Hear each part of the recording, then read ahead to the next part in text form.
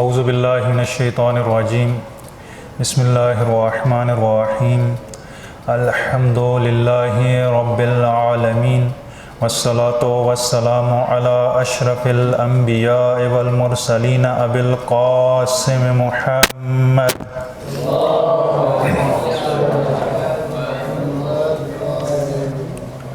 وآلہ الطیبین الطاہرین المعصومین الذین اذهب اللہ عنہم الرجس اہل البیت ویطہرہم تطہیرا۔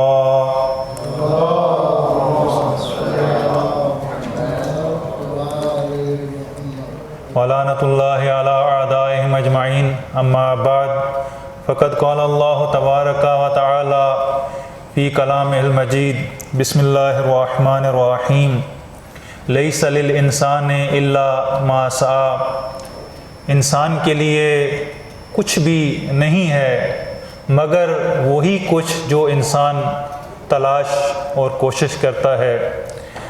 جیسا کہ آپ لوگوں کو علم ہے کہ ہمارا آج کا موضوع انسانی ارادہ اور تقدیر، کہ انسان کی تقدیر میں انسانی ارادے کا کیا عمل دخل ہے، کس حد تک انسانی ارادہ تقدیر میں دخیل ہے، اس کو بدل سکتا ہے نہیں بدل سکتا ہے۔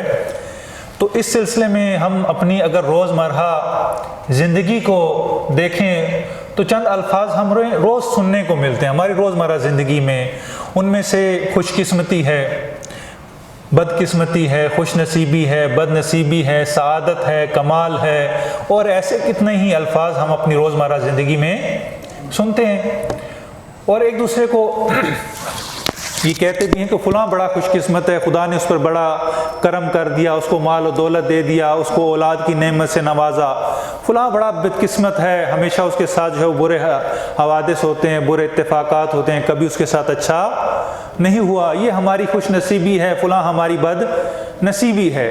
یعنی روزمرہ زندگی میں ہم ان الفاظ سے بہت زیادہ آشنا ہیں، روزمرہ زندگی میں سنتے بھی ہیں، ایک دوسرے کو کہتے بھی ہیں، اور اسی کے مطابق جو ہے وہ ہم آگے اپنی زندگی گزارتے بھی ہیں، اور اس انتظار میں بھی ہوتے ہیں کہ کاش ہماری قسمت دوسروں کو دیکھ کر کہ اے کاش ہماری قسمت بھی ایسی ہو جائے دوسروں کی ہے۔ اگر ایک اچھا ہماری زندگی میں کوئی بھی ایسا فرد کسی بھی مقام، منصب، عہدے پر ہو تو اسے دیکھ کر ہم بھی رشک کرتے ہیں، یا بسا اوقات بعض لوگ جو وہ حسد کرتے ہیں کہ وہ جو ہے وہ ایسے مجھے بھی ایسا ہونا چاہیے، رشک بھی ہوتا ہے، حسد بھی ہوتا ہے۔ بہرحال یہ انسانی فطرت ہے، انسانی تقاضے ہیں کہ ان میں یہ ساری خصوصیات پائی جاتی ہیں۔ بہرحال ہم اس لفظ سے بہت زیادہ آشنا ہیں، اپنی زندگی میں اس کو استعمال کرتے ہیں۔ اب سوال یہ پیدا ہوتا ہے کہ یہ خوش نصیبی، یہ خوش قسمتی، یہ تقدیر، یہ ہے کیا؟ کیا چیز ہے؟ اس سے پہلے کہ ہم یہ دیکھیں کہ یہ تقدیر کیا ہے، یہ قسمت کیا ہے، ہم یہ دیکھیں کہ یہ انسان کیا ہے کہ جس کی یہ قسمت اور تقدیر ہے۔ پہلے اگر انسان کا ہمیں علم ہو جائے کہ انسان کیا ہے تو ہم آسانی سے یہ سمجھ سکتے ہیں کہ انسان کی تقدیر، انسان کا سر انجام، انسان کی قضاء و قدر کیا ہے۔ پہلے انسان کو سمجھنا ضروری ہے، پھر ہمیں پتہ چلے گا کہ یہ انسان کیا چیز ہے کہ جس میں یہ ارادہ پایا جاتا ہے اور وہ اپنے ارادے سے یہ کام کر سکتا ہے یا نہیں کر سکتا۔ دونوں صورتیں ہمارے سامنے ہیں۔ پھر یہ کہ تقدیر کیا ہے، تقدیر میں انسانی ارادے کا کیا عمل دخل ہے، اور انسان اپنی تقدیر بنا سکتا ہے یا نہیں بنا سکتا، چونکہ یہاں پر بھی جو ہے وہ دو قسم کے نقطہ نظر پائے جاتے ہیں۔ بعض کہتے ہیں کہ انسان اپنی تقدیر پر قادر نہیں ہے، وہی کچھ ہوتا ہے جو منظور خدا ہوتا ہے۔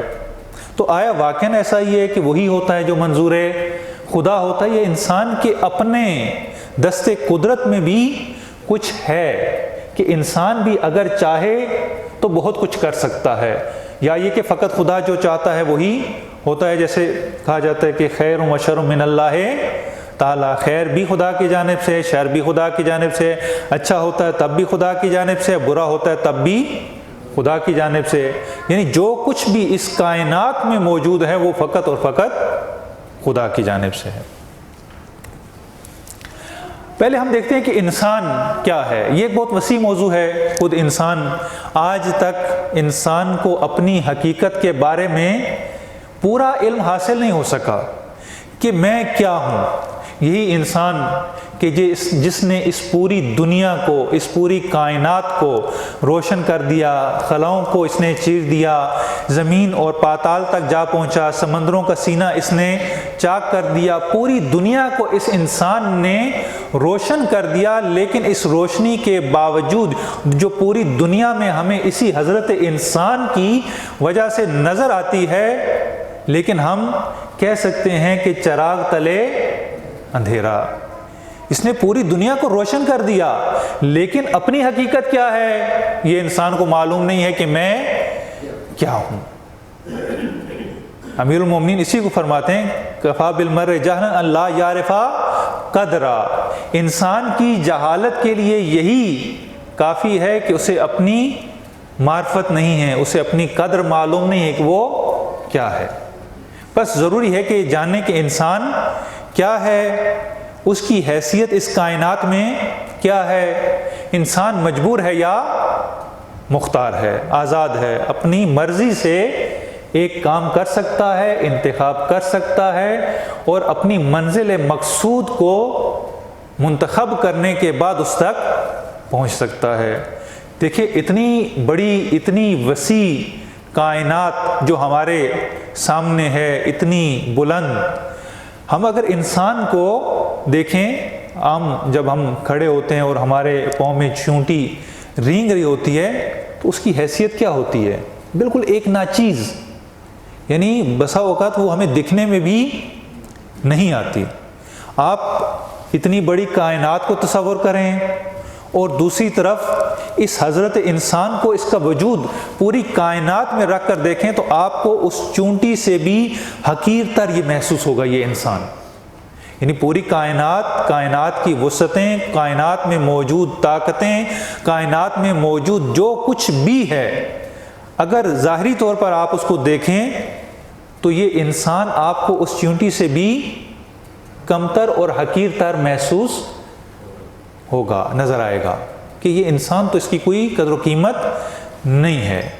لیکن یہی انسان اگر چاہے، اگر ارادہ کرے، اور جیسے کہ انسان نے ارادہ کیا اور جس چیز کا ارادہ کیا اس نے اس کو پا لیا۔ آج پوری کائنات میں بہت سارے ایسے راز ہیں جنہیں انسان نے کشف کر لیا، گویا کائنات کی بہت ساری چیزوں کو انسان نے تسخیر کر لیا۔ یہ معمولی، یہ حقیر، جس کے پاس کچھ بھی نہیں، دکھنے میں پوری کائنات کو اگر دیکھیں، کائنات میں جو کچھ ہے، انسان کچھ بھی نہیں ہے۔ لیکن ظاہری طور پر ہمیں اگر حقیقت میں ہم دیکھیں تو پوری کائنات کو اس وقت جو ہے وہ تسخیر کیا ہوا ہے اسی انسان نے۔ بس یہ انسان معمولی چیز نہیں ہے، دکھنے میں یہ بڑا حقیر سا نظر آتا ہے، لیکن یہ اتنا حقیر نہیں ہے کہ جس نے اتنی بڑی کائنات پر، اس کے بڑے بڑے راز، ابھی بہت سارے راز باقی ہیں، صبح و شام جو ہے وہ حضرت انسان اسی کام پر مامور ہے کہ وہ اس کائنات کے رازوں کو کھولے، منکشف کرے اور اس کی حقیقت تک پہنچ جائے۔ بس انسان جو ہے وہ خدا کی ایسی مخلوق ہے کہ جو، اسی کو اقبال نے کہا تھا کہ اے انسان تو نہ زمین کے لیے ہے نہ آسماں کے لیے، یہ جہاں تیرے لیے ہے تو نہیں ہے اس جہاں کے لیے۔ یہ انسان جو ہے، یہ جہان سارا جو خدا نے بنایا ہے یہ انسان کے لیے ہے، کہ انسان اس جہان کو وسیلہ قرار دے اپنے مقصد تک پہنچنے کے لیے۔ بس یہاں پر قطع نظر باقی، کیونکہ خود ایک مستقل موضوع ہے، انسان شناسی، کہ انسان ہے کیا، انسان کس چیز کا مرکب ہے، حقیقت انسان کیا ہے، جسم انسان کیا ہے، روح انسان کیا ہے۔ اس میں مختلف جو ہے وہ فلسفی نقطہ نظر موجود ہے ہماری، اس سے فی الحال غرض نہیں ہے. ہم جو ہے وہ فقط انسان کی ایک جو موجودہ حقیقت ہمیں نظر آتی ہے، ہم عام طور پر دیکھتے ہیں کہ یہ انسان ہمیں کائنات میں یہ کرتا نظر آتا ہے، اس میں یہ استعداد اور قوت موجود ہے کہ یہ کائنات کو تسخیر کر سکتا ہے. اب سوال یہ ہے، اور قدیم سے یہ سوال، اسلام اور اسلام سے پہلے سے بھی یہ سوال چلتا آیا ہے کہ آیا یہ انسان جو یہاں پر موجود ہے یہ مجبور ہے یا مختار ہے؟ یہ جو کچھ انسان نے کیا، کیا یہ انسان نے خود کیا یا انسان کے پیچھے ایک اور قدرت کار فرما ہے کہ جو اس سے وہ کام لے رہی، کر وہ رہی ہے لیکن نام انسان کا آ رہا ہے؟ انسان مجبور ہے یا مختار ہے؟ یہ سارے کام جو انجام دیے ہیں یہ کس نے کیے ہیں؟ بالآخر خدا ہے، کوئی اور میٹافزک، کوئی بھی ایسی ماورائی طاقت ہے، یا انسان ہے کہ جس نے یہ کام کیا ہے؟ بالآخر انسان مجبور ہے یا مختار ہے؟ انسان کا اختیار کس حد تک ہے؟ کہاں تک انسان کا ارادہ اور اختیار ہے؟ اگر ہم دیکھیں تو انسان کی فطرت کو اگر ہم دیکھیں تو انسان کبھی بھی جبر کو پسند نہیں کرتا. یہ انسان کی فطرت ہے کہ انسان جبر کو، پابندی کو، سختی کو جو اس کے اوپر مسلط کر دی گئی ہو کبھی بھی پسند نہیں کرتا. انسان چاہتا ہے کہ میں آزاد رہوں، چاہے وہ اس کی انفرادی صورت ہو یا چاہے اس کی اجتماعی حیثیت ہو. دونوں صورتوں میں آپ دیکھیں دنیا میں اس وقت جو جھگڑا ہے وہ سارا کا سارا آزادی کا ہے. ہمیں آزادی ملنی چاہیے، ہمیں اس آزادی کے ساتھ زندگی بسر کرنی چاہیے، ہمیں آزادی کے ساتھ اپنے مذہب پر عمل کرنے کی اجازت ہونی چاہیے، ہمیں آزادی کے ساتھ اپنا مقصد حاصل کرنا چاہیے، ہمیں آزادی کے ساتھ تعلیم میں ہم نے کیا کرنا ہے ہمیں خود اپنی آزادی سے انتخاب کرنا چاہیے. کوئی ہمیں یہ آ کر نہ بتائے کہ آپ یہ کریں، آپ یہ پڑھیں، آپ یہ پروفیشن اختیار کریں. نہیں، انسان اس کو پسند، انسان کہتا ہے کہ جو میں چاہوں وہی ہو، کوئی مجھے مجبور نہ کرے. اور اسی لیے تربیت کے اساتذہ ہیں وہ کہتے ہیں کہ جب بچوں کی تربیت کی جاتی ہے تو آپ بچوں پر جبر نہ کریں، سختی نہ کریں، مار پیٹ نہ کریں، کیونکہ یہ تربیت سختی کے ساتھ سازگار نہیں ہے. کبھی بھی آپ جبر اور سختی کے ساتھ تربیت نہیں کر سکتے. جبر کے ساتھ تربیت سازگار ہی نہیں ہے. انسان کی اگر تربیت کرنی ہے، اسے بنانا ہے. انشاءاللہ اس موضوع کو آگے تھوڑا سا میں عرض کروں گا کہ یہ بنانے سے کیا مراد ہے. تو یہاں پر سختی اور جبر یہ کسی صورت میں بھی قابل قبول نہیں ہے. آپ ایک چھوٹے سے بچے کو لے لیں جو بھی گھٹنوں کے بل چل رہا ہے، آپ اسے روکیں، شور مچاتا ہے، جس چیز کو اسے شعور نہیں ہے ابھی، جسے چیز کا اسے ابھی شعور نہیں ہے لیکن اسے بظاہر اچھی لگ رہی ہے، اس کے من کو بھا رہی ہے، وہ کیا کرے گا؟ اس کی طرف لپکے گا. آپ اسے روکیں گے وہ شور مچائے گا، روئے گا، چلائے گا، چیخے گا. یعنی جبر پسند نہیں کرتا. جب تک اسے یہ نہیں پتہ چلتا ایک گرم چیز ہے یا ٹھنڈی چیز ہے، اس کو فوراً ہاتھ لگائے جلے گا، اس سے پتہ چلے گا یہ میرے لیے نقصان دہ ہے. لیکن جب تک اسے علم نہیں ہے وہ آگے بڑھتا جائے گا. جبر کو پسند نہیں کرتا. آپ قومی سطح پر دیکھ لیں کتنی جو ہے وہ نہضتیں، تحریکیں آزادی کی کہ ہمیں جبر پسند نہیں ہے.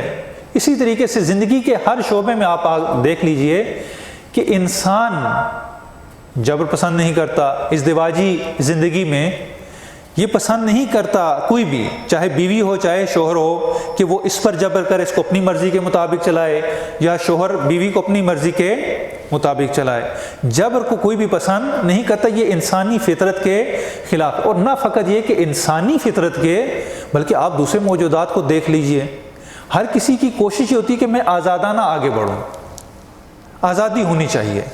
پرندہ قید میں رہنا پسند نہیں کرتا، جانور آزاد رہنا پسند کرتے ہیں. حتیٰ آپ جو بیج بوتے ہیں، اگر اس بیج کو رکاوٹ آ جائے، روشنی نہ ملے، تمام شرائط فراہم نہ ہوں، تو وہ بیج بھی درخت نہیں بن سکتا. یعنی گویا اس پر بھی ایک جبر حاکم ہے. وہ پسند نہیں کرتا. وہ بھی چاہتا ہے کہ میں اپنے اس کمال تک پہنچوں، اپنی جتنی آزادی اس کے وجود میں ہے، اس کی استعداد ہے، اس کے استعداد کے مطابق. بس انسان اور کوئی موجود بھی جس میں زندگی ہے وہ جبر پسند نہیں کرتا. وہ چاہتا ہے کہ اسے آزادی حاصل ہو. اور انسان کو اگر ہم دیکھیں، جب یہ جبر پسند نہیں کرتا تو ایک ایسا جبر کہ جس کا علم ہی نہیں ہے، ایک نامری چیز ہے جو دکھنے میں نظر نہیں آ رہی، اس کو دکھائی نہیں دے رہا، اب ایسی قدرت قاہرہ کہ جو اس پر مسلط ہے اور اسے معلوم نہیں ہے کہ یہ میں اس کا حل کیا، اگر انسان نے مجبور کیا تو انسان کے پاس رائے حل ہے کہ ہم کوشش کر کے انسان سے چھٹکارا پا لیں، لیکن اگر ایک ایسی طاقت ہے جو نظر نہیں آ رہی، اب انسان کو یہ زیادہ رنج آور ہے، انسان کو مجبور کرنا یہ بھی رنج آور ہے، لیکن ایک روشنی کی امید بالآخر ہوتی ہے کہ میں اس سے چھٹکارا پا سکتا ہوں، میرے پاس ابھی بھی ایسی چیز استعداد موجود ہے کہ میں اس سے چھٹکارا پا لوں گا، میں احتجاج کروں گا، میں بغاوت کروں گا، میں لڑائی کروں گا، بالآخر میں آزادی حاصل کر لوں گا، میں اس سے چھٹکارا پا لوں گا۔ لیکن جیسے ہوتا ہے کہ ایک مکان میں آپ دیکھیے کہ ایک کرایہ دار وہاں پہ آ کے جم گیا، اس نے قبضہ جما لیا، اس سے قبضہ چھڑانا آسان ہے، بالآخر چھڑوایا جا سکتا ہے، کوئی امید ہے، لیکن ایک جگہ جہاں پر آصف آ جائے، جن آ جائیں، ہوتی ہیں معمولاً جگہیں جن زدہ جن کو کھا جاتا ہے، وہ لوگ حقیقت میں نہ آتی ہوں لیکن افسانوں میں بالآخر موجود ہیں، اب وہ جن زدہ ہے، وہاں پہ آصف ہے، وہاں پہ اس سے چھٹکارا انسان کے لیے بڑا مشکل ہے۔ آپ نے دیکھا ہوگا بڑی بڑی حویلیاں، پرانی جو حویلیاں ہوتی تھیں، قلعے ہوتے تھے، وہ آصف زدہ ہوتے تھے، وہاں پر جنات ہوتے تھے، کسی کو گھسنے نہیں دیتے، یہاں پر انسان مایوس ہو جاتا ہے اگر ایک ایسی قدرت کہ جو نامری ہے جب وہ اس پر مسلط ہو اور اسے مجبور کر دے، اور انسان کو معلوم ہے کہ انسان ہوتا تو میں تو اسے مقابلہ کر لیتا، لیکن جنوں سے میں کیسے مقابلہ کروں، اس سے تو مقابلہ نہیں ہو سکتا، لہٰذا انسان جو ہے وہ اب زیادہ پریشان ہوتا ہے، اسے زیادہ رنج ہوتا ہے کہ اس سے تو میں چھٹکارا بھی نہیں پا سکتا۔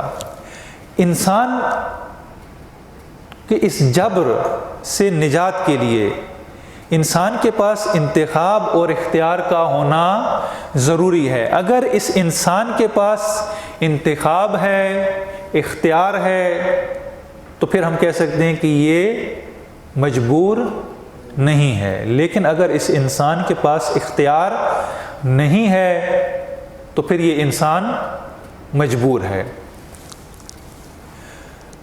آیا واقعاً انسان آزاد ہے یا مجبور ہے؟ اس بارے میں جو ہے وہ دو مختلف نقطہ نظرات جو ہے وہ پائے جاتے ہیں۔ اگر ہم یہ فرض کر لیں کہ انسان مجبور ہے، تو جو یہ فرض کر لیتا ہے کہ انسان مجبور ہے، اب اس نے جو زندگی گزارنی ہے، جو طرز عمل اختیار کرنا ہے، وہ اسی نظریے کے مطابق کرنا ہے۔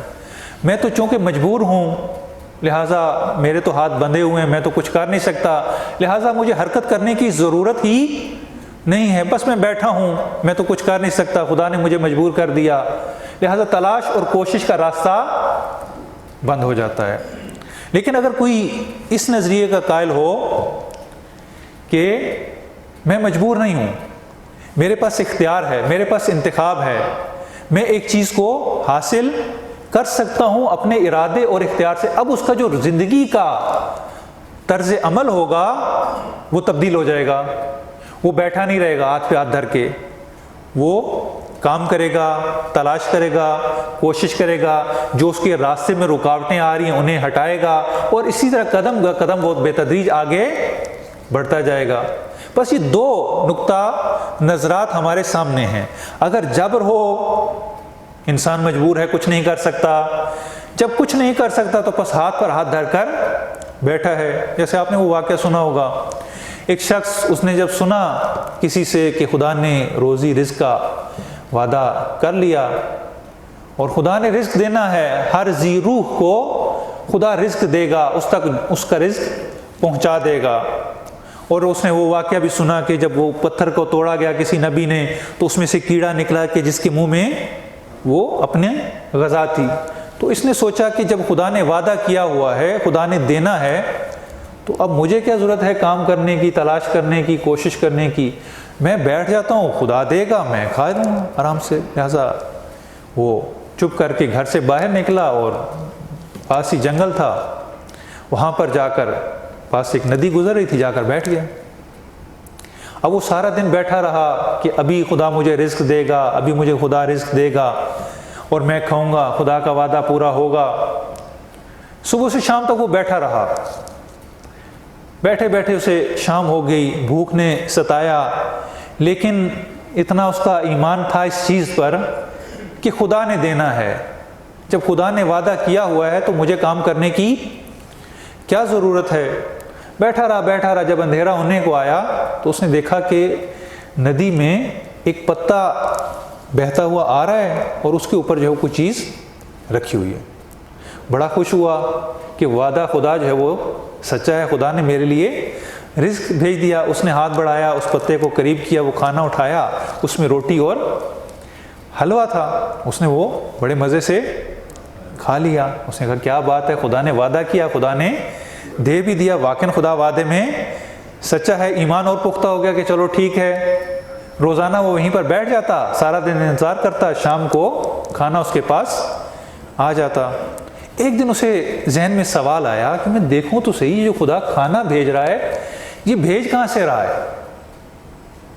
تجسس ہوا تو وہ ندی کے کنارے کنارے چلتا گیا۔ جب کچھ فاصلہ اس نے طے کیا تو وہاں پر ایک جھونپڑی چھوٹی سی اور ایک بوڑھا وہاں پر بیٹھا ہوا تھا، وہ روٹی بنا رہا تھا۔ اس نے دیکھنا شروع کر دیا کیا کرتا ہے۔ اس نے روٹی بنائی، حلوہ بنایا، پھر اس روٹی کو حلوے میں رکھا، پھر اس کو کپڑے میں لپیٹا۔ کپڑے میں لپیٹنے کے بعد اس کی ٹانگ پر زخم تھا، اس نے اس کو سینکنا شروع کر دیا۔ جب اس نے دیکھا تو اس کا بڑا جی متلایا کہ یہ کیا ہو رہا ہے، یہ تو اپنے زخم پہ یہ جو ہے وہ کپڑا اوپر رکھ کے کر رہا ہے۔ تو یہ اس کے پاس کیا کہا کہ یہ تم کیا کر رہے ہو؟ کہا کہ مجھے جو ہے وہ زخم ہو گیا، ایک دانہ نکل آیا، اس طریقے سے جو ہے وہ ہو گیا۔ تو مجھے حکیم نے علاج یہ بتایا کہ تم نے روٹی اور اس کے اوپر اس طریقے سے رکھ کے تم نے اس کی ٹھکور کرنی، اس کو سینکنا ہے، تو میں وہی کر رہا ہوں۔ تو جب اس نے یہ سنا تو وہ بڑا پچھتایا کہ یہ میں کیسی روٹی کھاتا رہا ہوں۔ یہ جو انسان جبر کا قائل ہو جاتا ہے کہ خدا نے وعدہ کر دیا، خدا نے ہی یہ کام کرنا ہے، تو پھر وہ ایسے ہی ہوتا ہے جیسا اس کے ساتھ ہوا کہ ہمیں کام کرنے کی کوئی ضرورت نہیں ہے، خدا نے وعدہ دے دیا، خدا نے انسان کو مجبور کر دیا۔ جو انسان کے حصے کا رزق ہے، جو بھی انسان کے حصے میں، وہ انسان کو مل کر رہے گا، لہٰذا انسان کو کوشش کرنے کی کوئی ضرورت نہیں ہے۔ اور یہ پھر انسان جو اس دنیا میں آئے وہ ہے کیا؟ انسان ایک کام کر رہا ہے، اٹھ رہا ہے، بیٹھ رہا ہے، ایک عمل انجام دے رہا ہے، زندگی گزار رہا ہے، آگے بڑھ رہا ہے۔ کہتے ہیں کہ یہ انسان فقط کٹ پتلی ہے، اس کے اپنے اختیار میں کچھ بھی نہیں ہے۔ یہ انسان ایک کٹ پتلی کی مانند جس کی ڈوریاں اوپر ایک بڑی قدرت موجود ہے، جس کے ہاتھ میں وہ ڈوریاں ہیں، وہ جس ڈوری کو ہلاتا ہے انسان اس سمت میں حرکت کرنا شروع کر دیتا ہے۔ دیکھا ہوگا آپ نے کٹ پتلی تماشا کہ اس میں پتلیاں ہوتی ہیں، بظاہر ہمیں نظر یہ آ رہا ہوتا ہے کہ وہ کٹ پتلی حرکت کر رہی ہے، لیکن حقیقت میں حرکت وہاں اوپر سے آ رہی تھی، وہ ڈوریاں ہل رہی ہوتی ہیں اور نیچے سے یہ اس کے کبھی ہاتھ ہل رہے ہیں، کبھی پاؤں ہل رہے ہیں، کبھی چہرہ ہل رہا ہے، کبھی اس کا کندھا ہل رہا ہے۔ یہ ساری جو اس کی حرکت ہوتی ہے یہ تابع ہوتی ہے اس کے اوپر ڈوریوں کی۔ اس مکتب کا کہنا بھی یہی ہے کہ انسان اس کٹ پتلی کی مانند ہے۔ خدا نے انسان کو مجبور پیدا کیا اور جو کچھ کر رہا ہے بظاہر ہمیں دکھ یہی رہا ہے کہ یہ انسان کر رہا ہے، لیکن اس کی ڈور حقیقت میں خدا کے ہاتھ میں ہے۔ اچھا کر رہا ہے، اچھا ایکٹ کر رہا ہے تو بھی خدا کی وجہ سے، اگر برا ایکٹ کر رہا ہے تو بھی خدا کی وجہ سے۔ اس انسان کے اپنے اختیار میں کچھ بھی نہیں ہے۔ اس کے مقابلے میں ایک دوسرا مکتب بھی موجود ہے جو کہتے ہیں کہ انسان بالکل جو ہے وہ آزاد ہے۔ اب یہاں پر جو ہمارے پاس اگر ہم قرآن کی نظر میں دیکھیں تو قرآن میں ہمارے پاس دو قسم کی آیات موجود ہیں۔ ایک آیت یہ کہتی ہے کہ انسان پر جو بھی ما اصاب من مصیبت فی الارض ولا فی انفسکم الا فی کتاب من قبل ان نبرأها ان ذلک علی اللہ یسیر، یعنی جو کچھ بھی اس کائنات میں ہوتا ہے وہ پہلے سے خدا کے علم میں ہے، کتاب میں لکھا ہوا ہے، یعنی وقوع پذیر ہونے سے پہلے وہ کتاب میں لکھا ہوا ہے۔ بس اس کا مطلب یہ ہے کہ جب انسان کیا کوئی بھی عمل، کوئی بھی فعل جو وہ انجام دے رہا ہے پہلے سے لکھا جا چکا ہے، جیسے ڈرامہ لکھا جاتا ہے اس میں جو ہے وہ اسکرپٹ لکھا جاتا ہے، سارے جو ہے وہ ایکٹر کہ آپ نے یہ ایکٹ کرنا ہے، آپ نے یہ ایکٹ کرنا ہے، ہر کسی کو اس کا رول دے دیا جاتا ہے۔ تو یہاں پر بھی پہلے لکھ دیا گیا کہ آپ نے یہ کرنا ہے اور انسان اس سے تمرد نہیں کر سکتا، اس سے ہٹ نہیں سکتا، جو کچھ لکھ دیا گیا اس نے وہی ایکٹ کرنا ہے۔ قرآن کی آیت ہے واضح طور پر کہ جو کچھ ہم نے لکھ دیا وقوع ہونے سے پہلے، اور خدا کے لیے یہ کرنا بہت زیادہ آسان ہے۔ یہ ایک آیت، اس کے مقابلے میں دوسری آیت بھی موجود ہے، ان اللہ لا یغیر ما بقوم حتی یغیروا ما بانفسہم، خدا کسی قوم کی حالت نہیں بدلتا جب تک وہ اپنی حالت کو آپ نہ بدل دیں۔ یا دوسری آیت فجعلنا سمیعا بصیرا، ہم نے اس انسان کو سمیع و بصیر بنایا، انا ہدیناہ السبیل اما شاکرا و اما کفورا، ہم نے دونوں سامنے راستے رکھ دیے، شاکر بن جاؤ یا کافر بن جاؤ، یہ دونوں صورتیں انسان کے سامنے ہیں۔ اب قرآن ہمارے سامنے ہے، ہم جائیں تو کدھر جائیں؟ ایک آیت کہہ رہی ہے کہ پہلے سے خدا کے علم میں ہر چیز ہے، دوسری آیت کہہ رہی ہے کہ آپ نے اپنی حالت کو خود بدلنا ہے، آپ کے سامنے دو راستے ہیں، آپ یہ راستہ اختیار کریں یا وہ راستہ اختیار کریں۔ بعض آئے انہوں نے کہا کہ یہ جو پہلی آیات ہیں، اور اس مضمون کی اور آیات بھی موجود ہیں کہ ہر چیز خدا کے علم میں ہے، خدا کے پاس لکھی ہوئی ہے، لوح محفوظ میں لکھی جا چکی ہے۔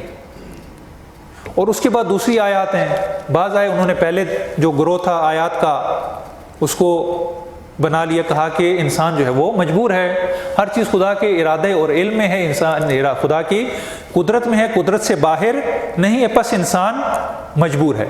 ہر چیز خدا کے علم، ارادے اور قدرت میں ہے، نتیجہ یہ لیا کہ انسان مجبور ہے، یعنی خدا کے علم، ارادے اور قدرت کا نتیجہ انسان کا مجبور ہونا لیا انہوں نے۔ دوسرا گروہ آیا، انہوں نے دیکھا کہ یہ آیات بھی موجود ہیں، انہوں نے کہا کہ نہیں، انسان تو آزاد ہے، خود مختار ہے، جو کرنا چاہے وہ کر سکتا ہے، انسان اگر اپنی حالت کو بدلنا چاہے تو بدل سکتا ہے، انسان کے سامنے دونوں راستے موجود ہیں، اما شاکرا و اما کفورا، دونوں راستے اس کے لیے موجود ہیں، بس کیا کرے وہ۔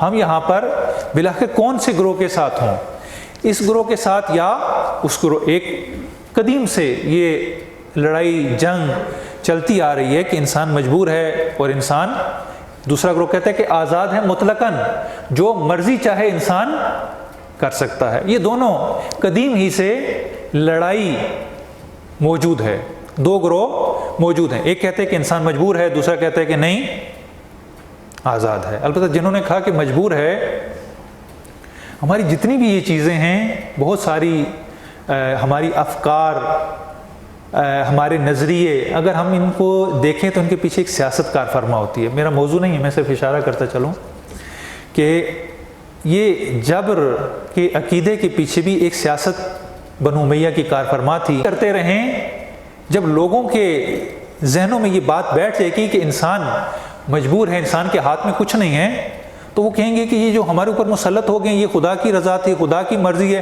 خدا نے ان کو ہمارے اوپر مسلط کر دیا، لہٰذا انہوں نے اسی عقیدے کی ترویج کی تاکہ اپنے اقتدار کی توجیہ کر سکیں، اپنے اقتدار کو دوام بخش سکیں، کہ ہمارا اقتدار باقی رہے، لوگوں کو اعتراض کرنے کی کوئی گنجائش ہی باقی نہ رہے، کہ خدا یہی چاہتا تھا، ان اللہ شاء، خدا یہ چاہتا تھا کہ یہ مسلط ہو جائیں، خدا یہ چاہتا تھا کہ تم غلام بن جاؤ، لہٰذا وہ بھی ہاتھ پر ہاتھ رکھ کر بیٹھ گئے، اور اس عقیدے کو انہوں نے پکا کرنے کے لیے اپنے ساتھ جو ہے وہ علماء کو، دانشمندوں کو ملایا، کہ جنہوں نے اس کو باقاعدہ ایک نظریے اور قانون کی صورت میں پیش کیا۔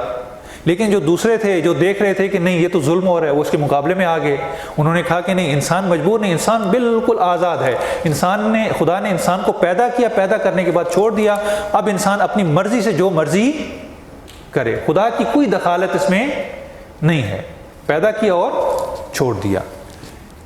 اس کے بعد جو ہے وہ ہمارے پاس ایک تیسرا نظریہ بھی موجود ہے، جو کہتے ہیں کہ مجبور ہے، وہ بھی غلط ہے، جو کہتے ہیں کہ آزادی مطلق ہے، انسان کاملاً آزاد ہے، خود مختار ہے، جو مرضی کرے، یہ بھی غلط ہے۔ امام صادق علیہ السلام فرماتے ہیں لا جبر ولا تفویض بل امر بین الامرین، نہ جبر ہے نہ تفویض ہے، بلکہ امر ان دونوں کے درمیان ہے، انسان ایک حد تک مجبور ہے اور ایک حد تک آزاد ہے۔ اور مثال بھی انہوں نے دی سمجھانے کے لیے اس وقت کے مطابق، کہ انسان اپنے وجود میں آنے کے لیے مجبور ہے، اور پھر یہ جو انسان ہے اس کو خدا نے خلق کر کے چھوڑ نہیں دیا، بلکہ اس انسان کو خدا نے طاقت اور قوت بھی دے دی۔ یہیں سے تقدیر کا موضوع جو ہے وہ پھوٹتا ہے کہ جب انسان کو اختیار دے دیا، اگر انسان کو اختیار نہیں دیا تو یہی جبر اس کی تقدیر ہے، اگر اختیار دے دیا تو اب خدا کا کیا بیچ میں کام ہے؟ خدا تو اس نے اختیار دے دیا، انسان کو خلق کر دیا، اب خدا کا انسان کے ساتھ تعلق باقی ہے یا نہیں ہے؟ امام علیہ السلام فرماتے ہیں کہ خدا نے طاقت دے دی اور وہ طاقت اس تک مسلسل پہنچ رہی ہے۔ انسان جو بھی کام کرتا ہے وہ خدا کی دی ہوئی طاقت سے کرتا ہے، لیکن مجبور نہیں ہے کہ اس نے یہی کام کرنا ہے، اس کے پاس انتخاب ہے، اس کے پاس اختیار ہے۔ انسان اپنی تدبیر سے تقدیر کو بدل سکتا ہے، یہ انسان کے اختیار میں دے دیا۔ قوت دے دی، یہ قوت دے کر ختم نہیں کی، ایسا نہیں ہے کہ بنا کر ایک چیز چھوڑ دی، نا، جو بھی کام ہوگا خدا کی دی ہوئی قوت سے ہوگا۔ جیسے ایک اشتہار آتا تھا تقریب ذہن کے لیے، شاید کسی گھی کا اشتہار تھا کہ قدرت نے ذائقہ دیا، فلاں برانڈ جو وہ چیز اس نے پیش کیا، تو یہ قدرت نے طاقت دے دی، اب تدبیر اس کے بعد انسان نے کرنی ہے۔ انسان جو بھی تدبیر کرے گا، چونکہ کائنات، پوری کائنات کو اگر ہم دیکھیں، موجودات جو اس میں موجود ہیں یہ علل و اسباب کے تحت ہیں، سبب اور مسبب، اگر سبب ہوگا تو مسبب ہوگا، اگر یہ ہوگا تو وہ نتیجہ ہوگا، یعنی یہ سارا اگر اور مگر کہ اس درمیان میں یہ کائنات، یہ موجود، یہ انسان، اسی کے درمیان اس کی زندگی گھومتی ہے۔ اگر یہ کرے گا تو یہ نتیجہ ہوگا، اگر محنت کرے گا کامیاب ہو جائے گا۔ لیس للانسان الا ما سعی، انسان وہی کچھ ہے جو کچھ وہ تلاش اور کوشش کرتا ہے۔ بس یہی انسان کی تقدیر ہے۔ تقدیر پہلے سے لکھی ہوئی کسی چیز کا نام نہیں ہے، وہی کام جو انسان انجام دیتا ہے وہی اس کی تقدیر بن جاتی ہے۔ تقدیر کوئی جدا چیز نہیں ہے۔ اسی کو اقبال نے کہا تھا کہ خودی کو کر بلند اتنا کہ ہر تقدیر سے پہلے خدا بندے سے خود پوچھے بتا تیری رضا کیا ہے۔ یہ انسان ہے کہ جو اپنی تقدیر بناتا ہے۔ اب ایک عجیب، آپ دیکھیے کہ یہ انسان اپنی تقدیر بنا رہا ہے، ذرا اس نقطے پر غور کیجیے گا۔ جب یہ تقدیر بنا رہا ہے تو خدا کے پاس بھی جو بھی کام انجام پاتا ہے وہ خدا کے علم اور ارادے سے انجام پاتا ہے۔ جو کچھ بھی ہوتا ہے خدا کے لوح محفوظ میں لکھا جاتا ہے، ایک جو ہے وہ لوح محو اس بات ہے کہ اس کو محو کر دیتے ہیں اور دوبارہ اس میں لکھ دیا جائے۔ وہ کیا چیز ہوتی ہے؟ وہ یہی ہوتی ہے کہ انسان جب اپنے اختیار اور انتخاب سے خدا کی دی ہوئی طاقت سے کام انجام دیتا ہے، جس علت کو وہ آگے لے کر آتا ہے، جس علل اور سبب کے تحت وہ کام کرتا ہے، اور اس کا جو نتیجہ نکلتا ہے وہی نتیجہ انسان کی تقدیر بن جاتی ہے، اور خدا اسی تقدیر کو لکھ لیتا ہے۔ یعنی انسان کا کیا ہوا فیصلہ، جو کائنات ہے، خداوند متعال ہے، اس کی تقدیر جو اس نے پہلے بنائی ہوئی تھی اس کو بدل دیا اس میں، یعنی اس کے فیصلے نے، اس کے ارادے نے جو عالم بالا ہے وہاں پر بھی تبدیلی کر دی۔ بہت تعجب کی بات ہے کہ یہ انسان ایک ایسا فیصلہ کرتا ہے، ایسا انتخاب کرتا ہے، اس میں ایسی قوت فیصلہ ہے کہ یہ جو کچھ کرتا ہے خدا اسی کو اس کی تقدیر بنا دیتا ہے۔ ایسا نہیں ہے کہ انسان مجبور ہے، خدا نے تقدیر لکھ دی ہے اور جو کچھ ہوگا وہی ہوگا۔ لیکن یعنی یہاں پر البتہ ایک پیچیدہ بحث ہم اس کی طرف نہیں جاتے، غرض یہ کہ اسی تقدیر کو تدبیر سے بدلا جا سکتا ہے۔ اگر انسان تدبیر کرے اور احسن تدبیر کرے تو جو بھی وہ چاہے وہ کر سکتا ہے، انسان کے لیے کوئی مشکل نہیں ہے۔ اسی کو اقبال نے اپنے شعر میں بیان کیا۔ اب یہ کیسے بدلے گا؟ یہ انسان کے پاس ایک قوت پائی جاتی ہے کہ جس کو ہم کہہ سکتے ہیں کہ انسان کی اگر اصل اور حقیقت ہم پوچھیں تو کیا ہے، تو فقط ایک لفظ میں کہیں کہ وہ ارادہ ہے۔ انسان کے پاس ارادہ ہے، باقی جتنی بھی مخلوقات ہیں ان کے پاس ارادہ نہیں ہے۔ انسان کے پاس ارادہ موجود ہے، انسان یعنی ارادہ، اسی ارادے سے انسان نے انسان بننا ہے۔ یہ ارادہ کیا ہے؟ اگر اس ارادے کو کھولیں تو چند چیزیں اس میں سے نکلتی ہیں۔ اس میں علم ہے، اس کو پتہ چلتا ہے کہ میں نے کیا کرنا ہے، کیا کرنا ہے، کیا پانا ہے، کیا کہاں تک میں نے جانا ہے، میری زندگی کا ہدف کیا ہے، میری زندگی کا مقصد کیا ہے۔ پھر اسے یہ احساس اس کے ساتھ ہوتا ہے کہ میرے پاس ایک چیز کی کمی ہے، فقدان ہے، نہیں ہے میرے پاس، یعنی علم ہے، نہ ہونے کا علم ہے، اور یہ معلوم ہے کہ جسے چیز کو میں حاصل کرنا چاہتا ہوں وہ ایک باکمال چیز ہے، وہ ایک کمال ہے، پرفیکشن ہے، میں اس کو حاصل کرنا چاہتا ہوں۔ لہٰذا اب حاصل کرنا ہے تو کیسے حاصل کرے گا؟ جب تک اس کے پاس اختیار نہیں ہوگا وہ حاصل نہیں کر سکتا۔ اختیار ہونا اور انتخاب ہونا، یعنی اس کے پاس یہ دونوں آپشنیں موجود ہو کہ یہ بھی کر سکتا ہے وہ بھی کر سکتا ہے۔ اگر اس کے پاس انتخاب نہیں ہے، اختیار نہیں ہے، تو کوئی فائدہ نہیں، یہ علم، یہ شعور، یہ اسے کوئی فائدہ نہیں دے گا۔ ارادہ جب انسان کے پاس ہے تو اس ارادے سے انسان، جو خدا نے اس کو استعداد دی ہے، انسان سب کچھ کر سکتا ہے۔ اسی ارادے سے انسان اپنے مقصد کو، اس کمال کو پانے کے لیے کوشش کرتا ہے، اور جو انسان کوشش کرتا جاتا ہے، انتخاب کرتا جاتا ہے اپنے اختیار سے، وہ انسان کی شخصیت کا حصہ بنتا جاتا ہے۔ اگر آپ نے کسی کی شخصیت دیکھنی ہو تو آپ دیکھیں اس کا انتخاب کیسا ہے۔ معمولاً آج روزمرہ زندگی میں چونکہ ایک ایسی ہماری زندگی بن چکی ہے کہ جس میں ایک خاص طرز زندگی، جس کو آپ فیشن کہہ لیں یا کوئی بھی لفظ اس کے لیے استعمال کریں، بہت زیادہ اہمیت کا حامل ہے، اور اس میں جو ہے وہ آپ کا انتخاب، سلیکشن، آپ نے کیسی سلیکشن کی بہت مہم ہوتی ہے۔ رنگوں کا کیسا انتخاب کیا آپ نے، اپنی زندگی میں اپنا ہمسر کیسا تلاش کیا، آپ کے کیا معیارات تھے، یعنی جو آپ کی سوچ ہوگی، فکر ہوگی، جو آپ نے معیارات اپنی زندگی میں بنائے ہوں گے، آپ اپنے لیے ہم سفر کا انتخاب کرتے ہیں، آپ اپنے لیے تعلیم کا انتخاب کرتے ہیں، آپ اپنے لیے پروفیشن انتخاب کرتے ہیں، آپ اپنے لیے جو زندگی کے لیے جہاں پہ آپ نے رہنا ہے وہ جگہ کا انتخاب کرتے ہیں۔ یہ ساری چیزیں آپ کا انتخاب بتاتا ہے کہ آپ کی شخصیت کیسی، آپ کی دوستی کن لوگوں کے ساتھ ہے، آپ کی دوستی، یہ انتخاب بتاتا ہے کہ آپ کس قبیل کے لوگ ہیں۔ امیر المومنین فرماتے ہیں کہ اگر کسی شخص کو پہچاننا ہو تو اس کے دوستوں سے پہچانو۔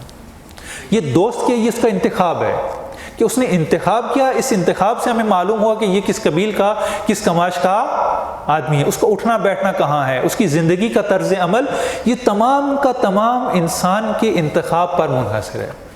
جتنا اس کا انتخاب دقیق ہوگا، اور یہیں سے حق اور باطل کی بحث بھی نکلتی ہے کہ انسان بالآخر کس کو انتخاب کرتا ہے، اما شاکر و اما کفورا، یا وہ شاکر بن جاتا ہے یا وہ کافر، یا حق پرست بن جاتا ہے یا باطل پرست، اور جو کچھ وہ بنے گا اس میں اس کے انتخاب کا بہت بڑا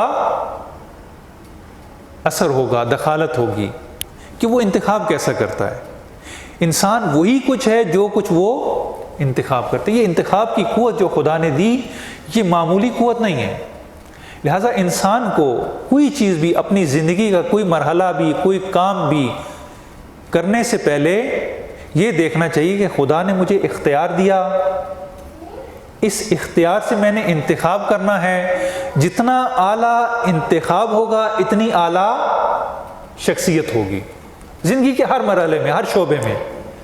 یہ انتخاب آپ کا بتائے گا کہ آپ کی شخصیت کیسی ہے، اور یہی انسان کی تقدیر بھی ہوگی جسے اس نے خود اپنے ہاتھوں سے بنانا ہے۔ یہ تقدیر کسی اور کے ہاتھوں میں نہیں ہے، یہ خود انسان کے اپنے ہاتھوں میں۔ خدا نے انسان کو آدمی خلق کیا،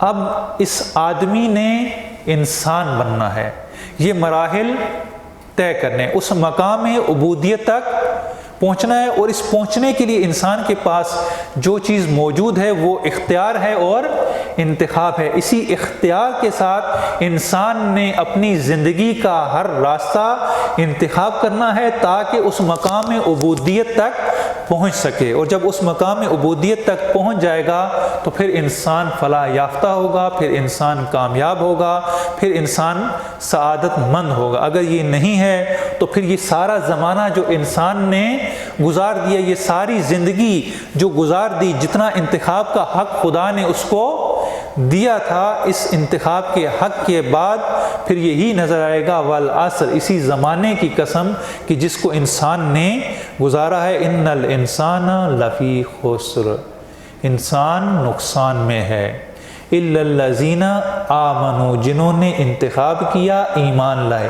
ایمان کو انتخاب کیا، وعملوا الصالحات، اور اسی کے مطابق انہوں نے اپنی زندگی گزاری، وتواصوا بالحق وتواصوا بالصبر، اسی کے مطابق جو ہے وہ کامیاب اور فلاح یافتہ ہیں۔ وصلی اللہ علی محمد وآل محمد، صلی علی محمد وآل محمد۔ اگر اس سلسلے میں کوئی بھی سوال ہو انسان کی قضاء و قدر کے بارے میں، تقدیر کے بارے میں، یا موضوع سے مربوط۔ جی ہاں، السلام علیکم۔ آپ نے کہا کہ انسان جو ہے وہ جبر کو پسند نہیں کرتا، ہاں جی، اختیار کو پسند کرتا ہے، اور خداوند عالم نے اس کو اختیار دیا، تو جو احکام شرعی اس کے لیے عائد کیے گئے ہیں، مثلا نماز، روزے، وہ بھی معین وقت میں، مثلا روزے آپ نے اسی مدت میں رکھے ہیں۔ ایک آپ قائل ہے کہ یہ انسان صاحب اختیار ہے، اور جب یہ انسان عبادات کو ترک کرتا ہے تو اس کے لیے سزا و جزا، اس کا کیا فلسفہ ہے؟ اگر یہ صاحب اختیار ہے تو اس کی مرضی ہے ان کو ترک کر دے، اگر ترک کرتا ہے کسی معین وقت میں، مثلا ان کو انجام نہیں دیتا، تو اس کے لیے بعد میں سزا کا یہ فلسفہ، اس کے مختار ہونے سے کس طرح یعنی کرتے ہیں اس کو بعد میں؟ ہاں جی، اس کے لیے ہمیں دیکھنا پڑے گا کہ ہم اختیار اور جبر کا کیا معنی کرتے ہیں۔ ہم اختیار کا معنی یہ کرتے ہیں کہ مطلق آزادی ہے، جو مرضی کرے، جسے وہ کہتے ہیں مادر پدر آزاد، ہر قسم کی آزادی اسے حاصل ہے۔ آیا آزادی سے مراد یہ مراد ہے، یا جبر سے مراد یہ ہے کہ بالکل اس کو ہم جو ہے وہ بالکل باندھ کر رکھ دیں، یعنی بالکل اس صورت میں ہے، یا یہ کہ آپ نے اپنی مرضی سے ایک چیز کا انتخاب کیا، آپ نے اپنے لیے لباس کا انتخاب کیا، آپ نے اپنے لیے، یا آپ کسی علمی ادارے میں جاتے ہیں، آپ نے اپنی مرضی سے انتخاب کر لیا ادارے کو کہ آپ نے فلاں یونیورسٹی میں جا کر داخلہ لینا ہے۔ جب آپ یونیورسٹی میں چلے گئے یا کسی دفتر میں آپ نے نوکری کر لی، کچھ بھی مثلا کسی بھی چلے گئے، تو وہاں پر جانے سے جب آپ جائیں گے تو ایک ایگریمنٹ آپ کے ساتھ کیا جائے گا، اور آپ اس کو سائن کریں گے کہ آپ نے ان چیزوں کو اپنانا ہے، ان پر عمل کرنا ضروری ہے۔ بس آپ کا وہاں تک آنا کس طرح تھا؟ اپنی مرضی سے تھا۔ آپ نے اپنی مرضی سے بعض چیزوں کو اپنے اوپر نافذ کر لیا کہ اب آپ کے اوپر یہ چیزیں لازم ہوگی کہ آپ نے ان کو انجام دینا ہے۔ آپ نے اسلام کو قبول کیا اپنی مرضی سے، لا اکراہ فی الدین، دین میں کوئی جبر نہیں ہے۔ آپ نے بغیر جبر کے، بغیر اکراہ کے اپنی مرضی سے اسلام کو قبول کر لیا، اس نظام کو قبول کر لیا۔ جب اس نظام کو قبول کر لیا اپنی مرضی سے آپ نے اپنا اختیار اس دین کے حوالے کر دیا۔ اب جو کچھ دین کہے گا آپ نے وہی کرنا، چونکہ آپ نے اپنی مرضی اس کو سونپ دی کہ میں چاہتا ہوں کہ اپنی سعادت کے لیے چند چیزیں ہوتی ہیں انسان کے پاس کہ یہ بھی ہے، یہ بھی ہے، یہ بھی ہے۔ آپ نے اپنی مرضی سے جب ایک چیز لے لی تو اس کے ساتھ ساتھ جو ہے وہ آپ اگر کوئی بھی چیز بازار سے جا کر لیتے ہیں تو اس کے ساتھ ایک چھوٹی سی نوٹ بک ہوتی ہے کہ جس میں وہ ساری ہدایات لکھی ہوتی ہیں۔ آپ نے اس چیز کو ایسے کرنا ہے، آپ آزادی کے ساتھ نہیں کر سکتے۔ اس مثلا ایک کوئی بھی کمپیوٹر لے آتے ہیں کوئی چیز، اب جتنی اس کو وولٹیج چاہیے وہی آپ اس کو اتنی اس کے ساتھ جو ہے وہ لگائیں گے، اس سے زیادہ کریں گے تو وہ جل جائے گی۔ بس یہ اختیار اور جب اس کو صحیح معنی میں ہمیں سمجھنے کی ضرورت ہے کہ اختیار آپ نے اپنی مرضی سے ایک چیز کا انتخاب کیا، اب انتخاب کرنے کے بعد آپ پر بہت ساری چیزیں نافذ ہو جاتی ہیں۔ آپ نے اپنی مرضی سے اس کا انتخاب کیا، کسی ادارے میں چلے جائیں، اب یہاں پر آپ بیٹھیں، آپ نے اپنی مرضی سے آئے، مرضی سے انتخاب کیا، لیکن انتخاب کرنے کے بعد آپ اپنی نشست پر بیٹھے ہیں، باقی جو ہے وہ پورے ماحول اسی طریقے سے یہ کام چل رہا ہے۔ لہٰذا ایک حد تک جو وہ انسان آزاد ہے، اپنی آزادی سے وہ یہ کام کر رہا ہے، یہ اس کو مجبوری نہیں ہے۔ آپ نے کہا کہ اسلام جو ہے مطلب ہم نے اسلام اختیار کیا ہے تو پھر اس کے بعد ہم غلط ہیں، یعنی ہم سے سوال کیا جائے گا تو خود بھی مسلمان ثابت میں مسلمان گھرانے میں پیدا ہو گیا ہو تو یہ میرا اختیار تو نہیں تھا، اور اسی طرح ایک شخص ہے جو اسلام کا اختیار نہیں کرتا تو کیا اس سے نہیں سوال ہوتا ہے؟ جو اسلام کو اختیار نہیں کرتا ہے، کیونکہ آپ نے کہا ہے کہ اسلام اختیار کرتا ہے کہ دائرے میں داخل ہو جاتا ہے تو اس سے سوال ہوگا۔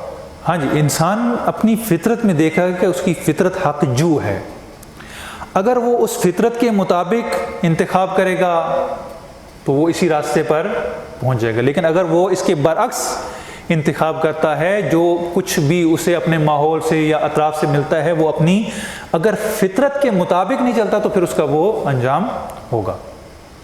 یعنی پیدا ہونے میں انسان کس گھر میں آئے یہ انسان مجبور، انسان کے اختیار میں نہیں ہے، وہ اپنی جگہ، لیکن خدا نے انسان کے اندر ایک قوت، ایک استعداد، ایک طاقت رکھ دی جسے فطرت کہا جاتا ہے۔ انسان اسی فطرت کے تحت، آپ نے دیکھا ہوگا بہت سارے لوگ اپنی فطرت، چونکہ انسان کا دوسرے حیوانوں سے فرق یہ ہے کہ دوسرے حیوانوں میں جو چیز پائی جاتی ہے اسے کہا جاتا ہے غریزہ، جبلت، ان کی طبیعت میں ہوتی ہے، ان میں فطرت نہیں ہوتی۔ یہ فطرت فقط، اگرچہ ہم اس کو نیچر ہی کہتے ہیں، اس کے لیے لفظ طبیعت ہی استعمال کرتے ہیں، لیکن جو چیز انسان میں پائی جاتی ہے ان سے ہٹ کر، انسان میں جبلت بھی پائی جاتی ہے، غریزہ بھی پایا جاتا ہے، اور ان سے ہٹ کر ایک اور چیز پائی جاتی ہے جسے فطرت کہا جاتا ہے۔ غریزہ اور جبلت انسان کی مادی ضروریات کی طرف ناظر ہوتی ہے، اور جو انسان کی فطرت ہے وہ انسان کی روحی ضرورتوں کی طرف ناظر ہوتی ہے۔ انسان مرکب ہے جسم اور روح سے، اس کی جسمانی ضروریات کو اس کا غریزہ اور جبلت پوری کرتی ہے، لیکن اس کی معنوی اور روحانی ضروریات کو فطرت پوری کرتی ہے، اور انسان اور ہر انسان فطرت اسلام پر پیدا ہوتا ہے، یہ اس کے ماں باپ اور ماحول جو ہے اس کو بدل دیتے ہیں۔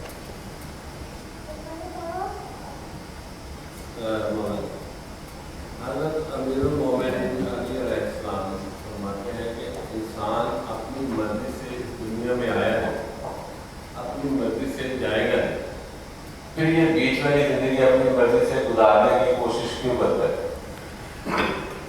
اپنی مرضی سے آیا نہیں، اپنی مرضی سے جائے گا نہیں، اور یہ پھر درمیان والی زندگی اپنی مرضی سے کیوں گزارنے کی کوشش کرتا ہے؟ البتہ یہ درمیان والا آپ کا سوال ہے شاید کہ کیوں ایسے جو ہے وہ کرتا ہے۔ دیکھیں، انسان ایک ایسے موجود کا نام ہے کہ جو زمان کے اندر ہے، زمان اور حرکت کا تقاضا یہی ہے کہ جو بھی اس زمان کے اندر ہے اس کا انجام اور اختتام ہے، کوئی بھی لامتناہی نہیں ہے۔ جب وہ اس کے اندر ہے تو وہ بس آیا ہے تو اسے جانا بھی ہے۔ اب وہ آیا ہے اور اس آنے سے لے کر جانے تک وہ آیا کیوں، کس لیے آیا؟ ایسے ہی آ گیا یا اسے کچھ کرنا ہے، کچھ کر کے جانا ہے؟ بالآخر جو کچھ بھی ہے، شاید آواز آ رہی ہے آپ تک؟ ہاں جی، مجھے محسوس ہو رہا ہے شاید بند ہو گیا۔ یعنی انسان آیا ہے، اس کو بھیجا گیا، اب اس نے اپنا مقصد، ہدف حاصل کرنا ہے اور اس کے بعد جانا ہے۔ اب یہ جو جانا ہے، کیا یہ جانے سے مراد یہ ختم ہو گیا، معدوم ہو گیا، عدم، اب اس کا کوئی وجود نہیں ہے؟ یہ جانے سے کیا مراد ہے ہماری؟ ختم ہو گیا، اس کی ہستی نابود ہو گئی، جیسے ہمارے یہاں تصور بھی یہی کیا جاتا ہے کہ 4 دن کی زندگی ہے، اس کے بعد ختم، جو کچھ ہے اسی میں کر لو۔ اور اسی لیے جب لوگ دنیا سے رخصت بھی ہو رہے ہوتے ہیں تو معمولاً دیکھا ہوگا کہ وہ وصیت کر رہے ہوتے ہیں کہ مجھے معلوم ہو گیا، خدا نخواستہ اگر کوئی کسی بیماری میں مبتلا ہو جائے تو وہ کیا کہتے ہیں کہ میں چاہتا ہوں کہ اپنی زندگی میں یہ کام کر لوں، خوشی دیکھ لوں، بیٹے کی شادی کر لوں، گھر بنا لوں، اپنی آل اولاد کو سیٹل کر لوں، کچھ بھی، یعنی اس کے ذہن میں ہوتا ہے کہ میں یہ کام کر لوں۔ کیوں؟ کیونکہ اس کے ذہن میں تصور یہ کہ میں آیا اور میں چلا گیا۔ نہ، انسان کے چلے جانے، دنیا سے چلے جانے سے مطلب یہ نہیں کہ انسان اب ختم ہو گیا، نہ، یہ انتقال، اس لیے کس کو کہا جاتا ہے؟ انتقال، یعنی ایک عالم سے دوسرے عالم کی طرف یہ منتقل ہو گیا۔ دوسری طرف چلا گیا، ختم نہیں ہوا، ابھی انسان باقی ہے، اس نے اگلے مرحلے میں طے کرنا ہے۔ ایک مرحلہ وہ تھا کہ جب وہ صلب میں تھا، رحم میں آیا، دنیا میں آیا، اب دنیا میں آنے کے بعد ایک دوسری دنیا میں چلا جائے گا۔ اس جب دوسری دنیا میں جا رہا ہے، جب اس دنیا میں آیا تھا تو اب مجبور تھا، اسے نہیں معلوم تھا کہ مجھے کیا کرنا ہے، جو خدا نے نظام بنایا تو اسی نظام کے تحت یہ چلتا ہوا آگے بڑھتا گیا اور ایک انسان بنا۔ لیکن اس دنیا میں آنے کے بعد اس انسان کو خود انسان بننا تھا، یہ انسان بن کر نہیں آیا۔ اس انسان باقی جتنے بھی موجودات ہمارے پاس موجود ہیں، جب انہیں تمام شرائط فراہم ہوتی ہیں تو وہ خود بخود اس مرحلے تک پہنچ جاتے ہیں۔ ایک بیج جب اس کو تمام شرائط فراہم ہوں گی تو وہ اپنے اس مرحلے تک، کمال نہائی تک پہنچ جائے گا۔ اسی طرح ایک حیوان ہے، اس کا کمال یہ ہے کہ وہ بڑا ہو، اس کے بعد تولید نسل کرے، آگے بڑھتا جائے، نسل اپنی آگے بڑھاتا جائے، جس کام کے لیے وہ کام کرتا جائے، اس کا کام تمام ہو گیا۔ لیکن انسان آیا، انسان کو خدا نے استعداد دی کہ وہ آگے بڑھتے بڑھتے کمال تک پہنچے، اور اس کے بعد انسان نے اس سے اگلے مرحلے میں منتقل ہونا ہے، اور منتقل ہونے کے لیے جو چیز چاہیے وہ انسان نے اسی دنیا میں حاصل کرنی ہے۔ گویا انسان مسافر ہے اور انسان نے اپنا زاد راہ اگلے سفر کے لیے یہیں سے لے کر جانا، یہ اختتام نہیں ہے۔ السلام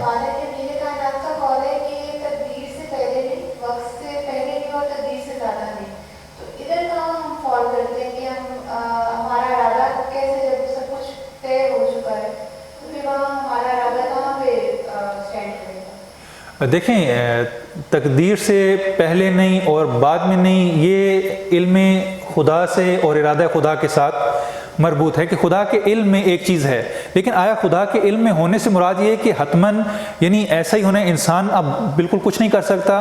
نہیں، انسان کے اختیار کی نفی نہیں کی جا رہی کہ انسان جو ہے وہ مجبور ہے۔ یہاں پر انسان خود مختار ہے، انسان کا اپنا ارادہ ہے، انسان اسی ارادے سے اپنی تقدیر کو بدل سکتا ہے، یہ اس کے ساتھ منافی نہیں ہے۔ یعنی وہ خدا کے علم اور ارادے کے بارے میں کہ خدا کا علم اور ارادہ اس بارے میں یہ ہے، لیکن اس علم اور ارادے باعث نہیں بنتا کہ انسان کو مجبور خیال کر لیا جائے کہ انسان اپنی تقدیر نہیں بنا سکتا۔ انہوں نے جو سوال کیا تھا وہ صحیح طریقے سے شاید آپ، ہاں جی، آپ اس کو تھوڑا سا، یا پھر انہوں نے کہا تھا کہ انسان اپنی مرضی سے آتا نہیں ہے، ہاں جی، اور جب جائے گا بھی اپنی مرضی سے نہیں جائے گا، تو بیچ میں وہ اپنی مرضی کیوں کرنا چاہتا ہے؟ ہاں جی، میرا خیال ہے انہوں نے کہ اپنے یہ بیچ میں جو زندگی ہے وہ اپنی مرضی کیوں طریقے سے کیوں گزارنا چاہ رہی ہے، کیوں کرنا چاہ رہا ہے؟ سیدھے سیدھے کہیں کہ جب آیا بھی جبر کے ساتھ ہے، جانا بھی جبر کے ساتھ ہے۔ ہاں جی، وہ اپنی مرضی مطلب کیوں کرنا چاہتا ہے؟ بیچ میں بھی لائی حیات آئے قضا لے چلی چلے، نہ اپنی خوشی آئے نہ اپنی خوشی چلے، یعنی یہی تقریباً جو ہے وہ اس میں ہے کہ ہمارے تو نہ آنے کا اور نہ ہی جانے کا۔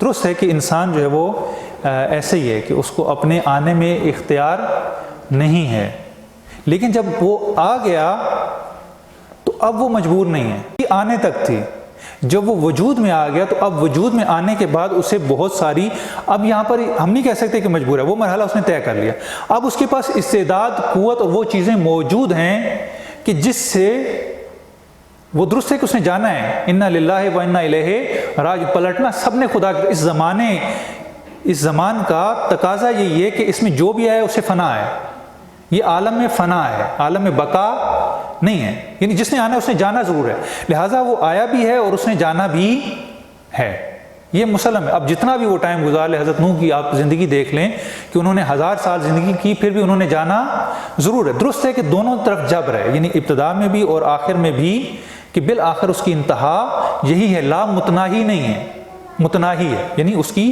ایک لمٹ ہے۔ جب اس لمٹ میں جب آیا تو اس انسان کو وہ چیزیں دے دی گئی ہیں کہ وہ اپنے اس، یعنی جو اپنا آنے کا مقصد تھا۔ دیکھیں اب ہم یہاں پر مد نظر رکھیں گے کہ انسان جب آیا، درست ہے کہ مجبور تھا، لیکن آنے کے بعد اس کا ایک ہدف اور مقصد ہے، اس نے وہ حاصل کرنا ہے۔ جب وہ حاصل کرنا ہے تو اس کے لیے جو چیز، جو استعداد، جو قوت چاہیے وہ اس کے پاس موجود ہے، اب وہ اس کے مطابق آگے چلتا جائے گا اور پھر اس کے بعد جو وہ اگلے مرحلے میں، اب جب اس نے انتقال ہے، ختم نہیں ہو جانا، یعنی وہ جو جبر آپ آخری جبر کہہ رہے ہیں وہ اختتام اور عدم نہیں ہے کہ اس کی ہستی نابود ہو جائے، ایسا نہیں ہے، بلکہ اس نے اگلے مرحلے میں منتقل ہونا ہے۔ اگلے مرحلے میں منتقل ہونے کے لیے اس کے پاس جو چیز اسے چاہیے تھی وہ اس کے پاس موجود ہے، یعنی نیستی نہیں ہے، بقا ہے۔ اس بقا کے لیے جو انتظام کرنا تھا وہ انسان مجبور نہیں ہے۔ درست ہے کہ ظاہری طور پر اس عالم سے جانے کے لیے انسان جو ہے وہ اس کا لازمہ یہی ہے کہ اس نے جانا ہے، لیکن جانے کے بعد آگے کیا کرنا ہے، آگے کیا ہوگا، آگے کے لیے اس نے کیا لایا عمل، کون سا راستہ انتخاب کیا ہے، کون سی دنیا اس نے اپنے لیے انتخاب کی ہے، اب یہاں پر وہ مجبور نہیں ہے، یعنی اپنی زندگی کا اختیار اسے بالآخر نہیں ہے کہ وہ موت پر قادر ہو، لیکن موت کے بعد اپنی بقا پر قادر ہے، ایک اگلے مرحلے میں جانے کے لیے وہ قادر ہے، اس کے پاس ہر وہ چیز کہ جو اسے کمال تک پہنچنے کے لیے چاہیے وہ اس کے پاس موجود ہے۔ جی اس کے علاوہ جی السلام علیکم۔ صاحب آپ نے کہا کہ انسان کے اس دور حاصل میں جو اس حد تک پہنچ چکا ہے کمال یہ کہ کائنات کو، دنیا کو روشن کر چکا ہے، اور یہاں تک کہ اس ظاہری دنیا سے، اس سیارے سے تجاوز کر کے دوسرے سیاروں میں پہنچنے کی کوشش کر سکتا ہے، لیکن وہ اپنی معرفت حاصل نہیں کر سکتا۔ کیا ایسا ممکن ہے جو چیز اپنی معرفت حاصل نہ کرے اور اپنے کمال تک پہنچے، جبکہ ایک شمع کو بھی روشنی دینے کے لیے جلنا پڑتا ہے؟ ہاں جی بالکل ممکن ہے، بہت اچھا سوال ہے کہ جب ہمیں اپنی ہی معرفت نہیں ہے، ایک تو یہ کہ ہمیں معرفت سے یہاں پہ کیا مراد ہے، معرفت سے مراد کن ہے، معرفت ہے وہ اصلی حقیقت کہ جو انسان کی ہے وہ کیا ہے، اس کے بارے میں آج تک جو وہ تحقیقات ہو رہی ہیں کہ یہ انسان کیا ہے، یہ جسم ہے، روح ہے، یا جسم و روح سے مرکب ہے، یہ جسم اور روح کس مقام پر یہ آیا، انسان کے دماغ میں وہ سیل ہیں جس کو ہم روح کہتے ہیں، یہ حقیقت ہے، روح کیا ہے، فلاسفہ بھی، سائنسدان بھی، ڈاکٹرز بھی، یعنی ہر شعبے نے، نفسیات نے، فلاسفہ نے، یعنی ہر شعبے میں آ کر انہوں نے جو ہے وہ انسان کی حقیقت کو پرکھنے کی کوشش کی کہ ہم اس کی کن ہے ذات تک پہنچیں کہ یہ بالآخر ہے کیا، لیکن اس سے مراد یہ بھی نہیں ہے کہ بالکل ہی انسان کو اپنی معرفت نہیں ہے کہ میں کیا ہوں، ایسا بھی نہیں ہے کہ بالکل جاہل ہے، اگر بالکل جاہل ہو تو جاہل مطلق سے تو کوئی چیز پھوٹتی نہیں ہے، یعنی بالآخر اسے اپنا ایک علم ہے کہ میں کون ہوں، کہاں سے آیا ہوں، کہاں پر ہوں، مجھے کہاں پر جانا ہے، یعنی اتنا علم جتنا اس کو چاہیے تھا اپنے اس مقصد تک پہنچنے کے لیے اتنا علم اس کے پاس موجود ہے، لیکن کن ہے ذات جس کو کہیں کہ اس کی اصل حقیقت، جیسے انسان ہر چیز جو ہے ایٹم کے ذرے کو اس نے چیر کر اس میں جو ہے وہ بتا دیا کہ اس میں جو ہے وہ یہ چیزیں موجود ہیں، اور پھر اس کے اندر کی دنیا بھی جو اس نے جان لی کہ اس کے اندر یہ چیزیں موجود ہیں، لیکن تمام حقیقت جو ہے وہ ہمیں معلوم انسان کی نہیں ہے، ایک نسبی حقیقت انسان کی ہمیں معلوم ہے، تمام حقیقت معلوم، اور جتنی نسبی حقیقت معلوم ہے اسی نسبی کی روشنی میں ہم آگے بڑھ سکتے ہیں، اپنے مقصد اور ہدف کو حاصل کر سکتے ہیں۔ چاہیے صاحب جتنا میں سمجھا کہ انسان اپنی کوشش سے اپنی تقدیر بدل سکتا ہے، لوح محفوظ پہ جو لکھا ہو اس طرح۔ ہاں جی، ایسے یہ کہ انسان یعنی جو کچھ انسان ارادہ کرتا ہے یہ عالم سبب اور مسبب کا ہے، علل اور معلول کا ہے، اگر ایک علت ہوگی تو معلول پیدا ہوگا۔ تو یہاں پر ایک سوال بنتا ہے کہ لوح محفوظ میں جو چیز لکھی ہوئی ہے وہ علم خدا ہے، اس طرح علم ایسی بات ہے، علم خدا ہے، خدا کو پتا تھا کہ اس نے کیا کرنا ہے یا اس نے کیا تبدیل ہونا ہے، اگر انسان اپنی کوشش سے اپنی تقدیر کو تبدیل کر رہا ہے تو یہ علم خدا میں تغیر نہیں آتا؟ یہ جو ہے وہ مسئلہ اس کو اصطلاح میں بدا کے نام سے جو ہے وہ یاد کیا جاتا ہے کہ ایک چیز جو ہے وہ بظاہر جو ہے وہ اس کو ایسے مثلا جو ایک اتہام لگایا جاتا ہے ہمارے اوپر وہ یہ کہ یہ بدا کے قائل ہیں۔ بدا یہ ہے کہ پہلے خدا نے ایک چیز کا ارادہ کیا، بعد میں جو ہے وہ پتہ چلا کہ یہ چیز صحیح نہیں تھی، علم خدا میں تبدیلی ہوئی، علم خدا میں تبدیلی سے خدا نے فیصلہ تبدیل کر دیا، جیسے اس کو اگر آپ نے نسخ شرائع کا سنا ہوگا. نسخ یہ ہوتا ہے کہ ایک حکم آیا, حکم آنے کے بعد جو ہے وہ حکم نسخ ہو گیا, اس کے بعد دوسرا حکم آ گیا. یہ تشریع میں ہے, شریعت میں ہے نسخ. بدا تکوین میں ہے. یہ تکوین میں پہلے ایک حکم تھا, خدا نے ایک حکم جو ہے وہ تعین کیا کہ اب ایسا ہوگا. خدا کا حکم یہ تھا کہ یہ امر, یہ حادثہ, یہ واقعہ ایسے ہونا ہے. بعد میں خدا کے علم میں تبدیلی ہوئی اور خدا نے علم میں تبدیلی سے وہ واقعہ دوسری طرح وقوع پذیر ہوا. جیسے امام جعفر صادق علیہ السلام کے بیٹے اسماعیل کے بارے میں یہ بات کی جاتی ہے کہ وہاں پر کہتے ہیں کہ خدا کو بدا حاصل ہوا. یعنی کیا؟ یعنی یہ کہ خدا کے علم میں تبدیلی ہے. پہلے یعنی یہ تھا کہ اسماعیل کو امام بنے, یہ لوگوں کا تصور تھا, یہ عقیدہ نہیں بیان کر رہا میں, ایک جو غلط عقیدہ تھا اس کو بیان کر رہا ہوں کہ لوگوں کے ذہنوں میں یہ تھا کہ جناب اسماعیل جو حضرت امام جعفر صادق علیہ السلام کے بیٹے ہیں, یہ انہوں نے امام بننا ہے. لوگوں کے ذہنوں میں یہ عقیدہ رائج ہو چکا تھا کہ جو بھی امام کا بڑا بیٹا ہے وہ امام بنتا ہے. تو وہ امام کی زندگی میں فوت ہو گئے. جب امام کی زندگی میں فوت ہو گئے اور اس کے بعد امامت جو ہے وہ امام موسیٰ کاظم علیہ السلام کو ملتی ہے, تو لوگوں نے کہا کہ خدا کو بدا حاصل ہوا, خدا کے علم میں تغیر آ گیا. خدا نے پہلے یہ فیصلہ کیا تھا کہ اسماعیل کو امام بنائے گا, پھر وہ فوت ہو گئے, تو اب یہ خدا نے ارادہ کیا کہ یہ امام موسیٰ کاظم علیہ السلام کو امام بنائے. یعنی خدا کے ارادے میں تبدیلی ہو گئی نا. اس سے مراد یہ نہیں ہے. لوگ یہ سمجھتے ہیں کہ پہلے ایسا تھا اب ایسا ہوگا. خدا کے علم اور ارادہ تغیر ناپذیر ہے. خدا کے علم اور ارادے میں کوئی تبدیلی نہیں آتی. لیکن خدا کے علم اور ارادہ باعث نہیں بنتا کہ انسان اپنی مسئولیت اور تکلیف کو چھوڑ دے اور اپنے اختیار کو اس سے صرف نظر کرنا. انسان کا اختیار اپنی جگہ پر موجود ہے. خدا کوئی کام بھی دنیا میں ایسا نہیں ہے کہ جو خدا کے ارادے اور قدرت سے باہر ہو. خدا کے علم سے, خدا کے ارادے سے, خدا کی قدرت سے. اگر کوئی یہ قائل ہو جائے کہ خدا کے علم, ارادے اور قدرت سے باہر ہے, تو یہ جو ہے وہ معتزلہ والا عقیدہ ہو جائے گا جو اختیار کے قائل تھے. یعنی کوئی چیز بھی انسان خدا کے علم سے, ارادے سے, قدرت سے باہر نہیں ہے. اور خدا کا جو علم ہے وہ تغیر پذیر بھی نہیں, اس میں تبدیلی بھی نہیں آ سکتی. یعنی ایسا نہیں ہے کہ خدا کے علم اور ارادے میں خدا کا علم اور ارادہ وہیں پر ہے. اب خدا نے جو کیا وہ اسباب اور علل کے تحت کیا. اگر یہ اسباب اور علل ہوں گی تو یہ انجام پائے گا, اگر نہیں ہوں گی تو یہ انجام نہیں پائے گا. اب جو اسباب اور علل ہے, ممکن ہے ایک چیز کے لیے جو ہے وہ چند علتیں موجود ہوں, چند اسباب موجود ہوں. مثلا آپ دیکھیں کہ ایک انسان بیمار ہو جاتا ہے, بیمار ہونے کے بعد کیا اب ایک علت یہاں پر کار فرما ہے جس نے اس کے جسم کو مریض کر دیا, ایک علت ہے. انسان نے کیا کیا؟ اگر انسان اپنا علاج نہیں کرے گا وہی علت جاری ہوگی, وہ موت تک پہنچ جائے گا. اب اس کی تقدیر یہی ہوگی, خدا کے علم میں موجود ہے, یعنی خدا کے علم میں پہلے سے موجود ہے, خدا کے علم میں کوئی تغیر نہیں آئے گا. انسان کے اختیار کی نفی نہیں اس علم کے ساتھ ہو رہی, یعنی انسان کا اختیار اسے چھینا نہیں جا رہا کہ پہلے خدا کے علم میں لہٰذا انسان جو ہے وہ مجبور نہ. انسان نے اس علل اور اسباب کے تحت جو علل کا اب اس نے دوائی لی, اپنا معالجہ کروایا, اب ایک اور دوسری علت آ گئی, اس دوسری علت نے انسان کو نجات دے دی. اب یہی نجات انسان کی تقدیر ہو جائے گی. خدا کا علم اور ارادہ اس کے فعل سے متعلق ہے, وہ اپنی جگہ پر باقی رہے گا. خدا کے علم اور ارادے میں کوئی تغیر نہیں آئے گا. لیکن انسان اپنے اختیار سے اگر اس علت کو اپنائے گا تو یہ نتیجہ نکلے گا, اگر اس علت کو اپنائے گا تو یہ نتیجہ نکلے گا.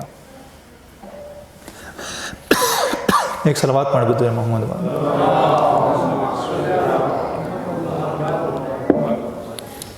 خداوند متعال سے دعا ہے کہ خدا ہماری اس عبادت کو قبول و منظور فرمائے. الہی بحق محمد و آل محمد ہمارے مرحومین کی مغفرت فرما, ہمارے گناہان صغیرہ و کبیرہ معاف فرما, ہمارے مرحومین کی مغفرت فرما. الہی بحق محمد و آل محمد جو مریض ہیں انہیں شفاء کاملہ و عاجلہ عطا فرما, جو بے اولاد ہیں انہیں اولاد صالح و سالم عطا فرما, جو کسی مشکل میں گرفتار ہیں ان کی مشکلات آسان فرما, جو حج و زیارات کی خواہش رکھتے ہیں ان کی اس خواہش کو پورا فرما. الہی بحق محمد و آل محمد مسلمانوں کے درمیان اتحاد قائم فرما, بالخصوص مومنین کے درمیان اتحاد قائم فرما. الہی بحق محمد و آل محمد ائمہ اہل بیت علیہم السلام کی تعلیمات پر عمل کرنے کی توفیق عطا فرما. ہمارے ولی حقیقی کا ظہور فرما. ہمیں ان کے انصار میں سے قرار دے۔ ربنا آتنا فی الدنیا حسنۃ وفی الآخرۃ حسنۃ وقنا عذاب النار۔ اللہم صلی علی محمد وآل محمد۔